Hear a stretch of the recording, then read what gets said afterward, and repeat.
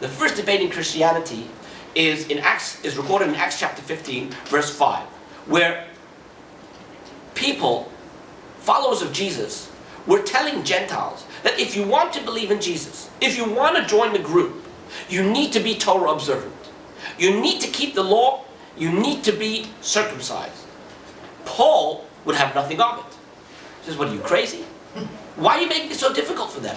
And therefore, Paul comes up to Jerusalem, and he comes to the Jerusalem Council, which was presided over by James, as recorded in Acts, where they discuss this question. Now, let's just read verse 5. Then some of the believers who belonged to the party of the Pharisees stood up and said, the Gentiles must be circumcised and required to obey the law of Moses. Now, I'm not going to go into the whole debate that they had over there, but let's suffice it to learn one thing from this. If the followers of Jesus, after his death, did not believe that they have to keep the Torah, then it would not make sense that they would discuss whether Gentiles should have the need to keep the commandments. If they don't have to keep the commandments, well then why would the Gentiles have to keep the commandments? So it's very obvious from this that the followers of Jesus that were up in Jerusalem, James, Peter, and the others, still believe that they need to keep the Torah. Nothing's changed. The definition of Messiah has not changed. The idea of Messiah coming back is something that they were hoping for. Jesus would just come back and everything would continue on as they had hoped. In Acts 21, you actually see this even more pronounced, this controversy, this hostility between the two parties. You have in Acts 21, where when Paul comes up to Jerusalem, so he comes to see the council, and they say to him, they have been informed that you teach all the Jews who live among the Gentiles to turn away from Moses, telling them not to circumcise their children or live according to our customs. So they're very upset with him. What are you doing? And they actually tell him that in order to prove that he's really not telling people to abrogate the law, he has to pay for the Nazarite sacrifices of 4 people who were cutting their hair. And it's interesting to note, just on the side, that in Numbers chapter 6, this Nazarite offering is a sin offering. So this idea of a substitutionary Messiah who came as a sacrifice, because the sacrifice was no more useful, is something which is contradicted in Acts 21, where the followers of Jesus were saying that the sacrificial system is still in place. My question is, what is the difference between the Christian and Jewish definition of a Messiah? The word Messiah is not a translation of the word Mashiach. It's just the anglicized way of saying Mashiach. Yeah. Like Isaac is not a translation of Yitzhak. It's just the anglicized way of saying it. So what does Messiah really mean? Messiah just means anointed. And in the Bible, there are many things that are anointed. The temple, the vessels of the temple were anointed. Kings were anointed. Prophets were anointed, etc. When they were inaugurated into the service of God, they were anointed. So when we talk about the Mashiach that's going to come in the future, we're talking about a king who will be anointed that will rule over Israel at a time where all of God's promises to Israel will come to fruition. In other words, peace in Israel, that a universal knowledge of God, all of Israel will be brought back to the observance of Torah, etc. And I can give you dozens of passages which teach the same consistent message that these promises will happen, and during that time God says that there will be a king that will rule over Israel. The Christian version of the Messiah is that it's someone who comes to die for the sins of the world, that ultimately will also do that which Judaism says the Messiah will do. Okay. I'm just wondering about the view about following the Torah. Yes. It almost says that the letter of the Torah should be followed rather than the many views that have altered since. Like, for example, the whole idea of Yom Kippur is one day, Shavuot is one day, but in Australia it's 2. So these are views that have changed from the Torah. So the Torah obviously is not solid enough to stand on its own with the current view of how we interpret things in the Torah. So, okay, so as an example, Shavuot. I'll try to answer that quickly.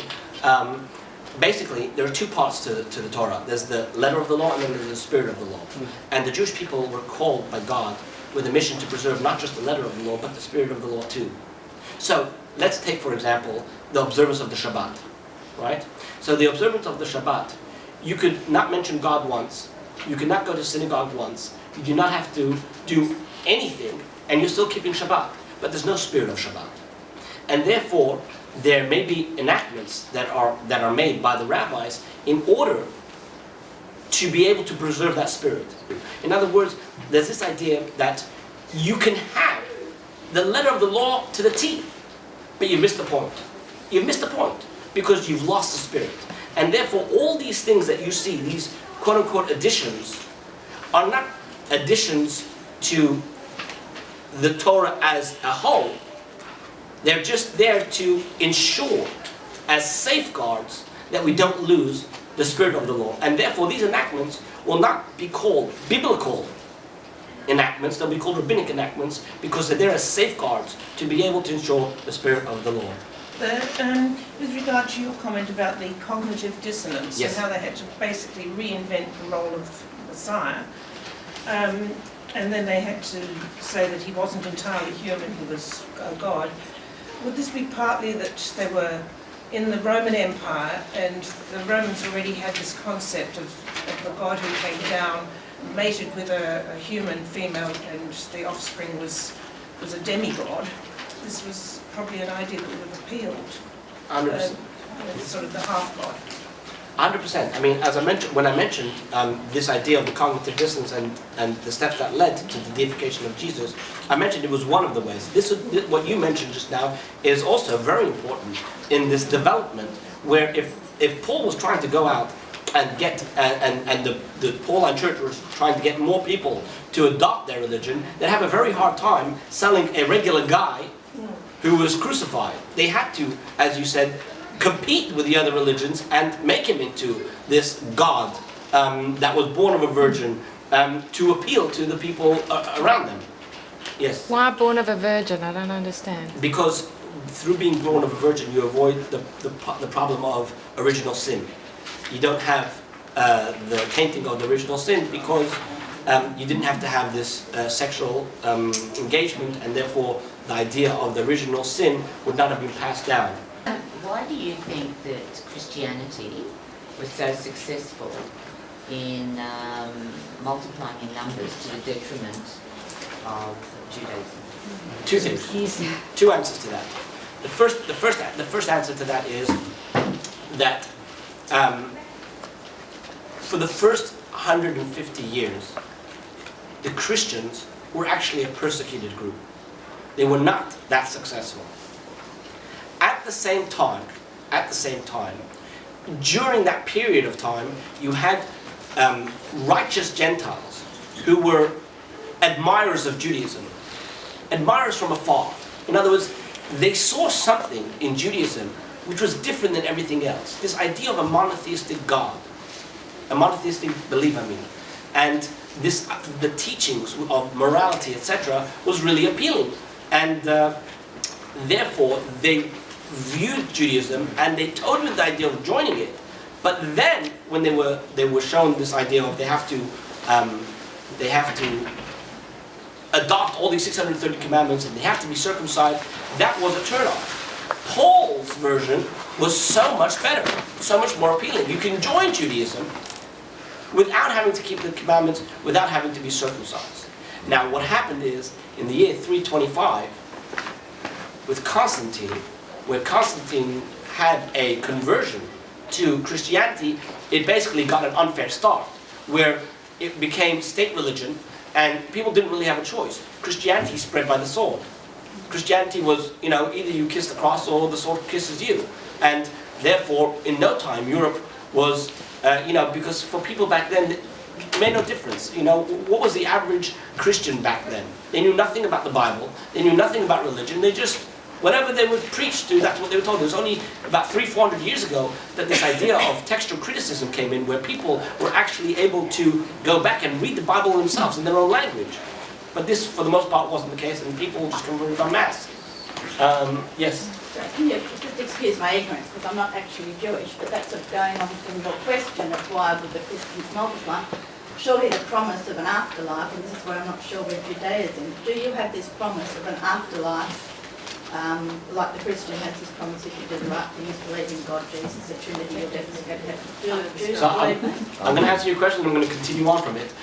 The answer to your question is there is an afterlife, right? There is an afterlife. Judaism does believe in an afterlife. We believe that in Ecclesiastes chapter 12 verse 14, God says that He does pay everyone back for everything that you do, be it good or evil. And we believe that that's not just in this lifetime, but we believe it's in the afterlife. That there is, after a person passes away, as it says also in Ecclesiastes, that the body goes down to the earth, but the soul, the spirit, returns to God. And when it returns to God, it has an afterlife, which continues to be in the presence of God.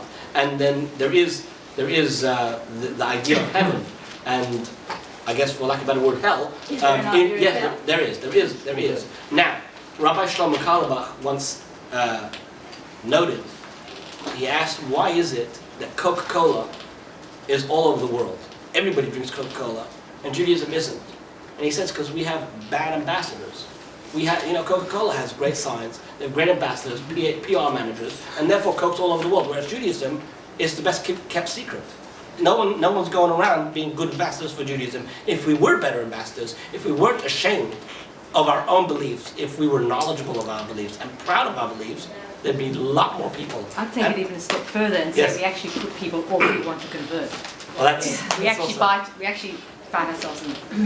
Oh, well, that's another whole discussion. Because if it's such a package, why don't we want to encourage people? So I'll answer that in just 1 second. Well, Yes. yeah, on that note, I mean, are you suggesting that we ought to be ambassadors for our faith? I mean, we've chosen. That means something. 100%. God gave us a role. God gave us a role, and that is to be a light unto the nations. A light unto the nations does not mean to go out and tell people, you must convert or you're going to burn in hell forever. A light unto the nation means you live your life in such a way that makes everybody around you jealous. Makes everybody around you say, I want what she has. I want what he has. Because it is so beautiful. It is so fulfilling. It is so meaningful. So full of purpose that I want some of that. I want some of that. Now, the idea of putting people off Judaism when it comes to conversion is just for a very practical reason. The way it used to be, hundreds and hundreds of years ago, when everybody lived in the ghetto, somebody came along and said, you want to convert? We said, these are the laws, you interested? Yep. And we put them straight into mikvah and they converted. Why? Because you got to be an idiot to convert. And number two, and number two, if you're going to join the Jewish people and live in an observant environment, you're obviously going to keep that lifestyle. Today, there are so many other reasons why people may want to convert that, number one, we're not sure if people actually go to find out what they're getting into before they convert. And second of all, even if they do, they say, well, I know him and her and the other one and the other one and the other one that are Jewish and they don't keep anything anyway, so I'll just say I'm going to do it, right?